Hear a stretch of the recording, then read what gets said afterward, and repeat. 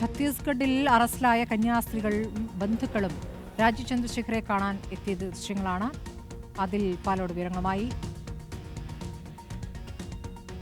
അറസ്റ്റിലായ കന്യാസ്ത്രീകളുമുണ്ട്. അതോടൊപ്പം തന്നെ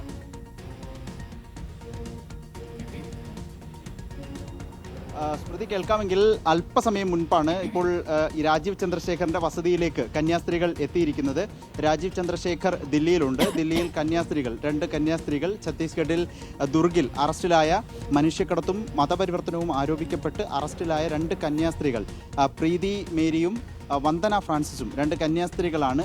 Assisi Sisters of Mary Immaculate സന്യാസി സമൂഹത്തിലെ 2 സിസ്റ്റേഴ്സാണ് കഴിഞ്ഞ മാസം ഛത്തീസ്ഗഡിലെ ദുർഗിൽ അറസ്റ്റിലായിരുന്നത്. അവരിപ്പോൾ രാജീവ് ചന്ദ്രശേഖറിന്റെ വസതിയിലേക്ക് എത്തിയിരിക്കുന്നു എന്നുള്ളതാണ്.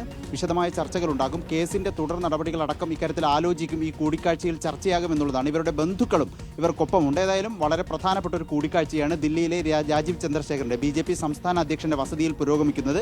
BJP സംസ്ഥാന ജനറൽ സെക്രട്ടറി അനൂപ് ആന്റണിയും ഈ കൂടിക്കാഴ്ചയിൽ പങ്കെടുക്കുന്നുണ്ട്. കേസിന്റെ തുടർ നീക്കങ്ങൾ എന്താണെന്നത് സംബന്ധിച്ചൊരു വ്യക്തതയിലേക്ക് ഈ കൂടിക്കാഴ്ചയിൽ ചർച്ചകളുണ്ടാകും, തീരുമാനമുണ്ടാകുമെന്നുള്ളതാണ്. FIR റദ്ദാക്കണം എന്നുള്ളതാണ്. ഈ RPF എടുത്തൊരു കേസ് പിന്നീട് NIA പോകുന്ന ഗുരുതരമായൊരു സാഹചര്യമാണ് ഈ കേസുമായി ബന്ധപ്പെട്ടുണ്ടായിരിക്കുന്നത്. അതുകൊണ്ട് ആ ദൃശ്യങ്ങൾ പകർത്താനുള്ള അനുവാദമുണ്ട്. ആ ദൃശ്യങ്ങൾ കൂടി നമുക്ക് കാണാൻ കഴിയുമെന്ന് പ്രതീക്ഷിക്കുന്നു.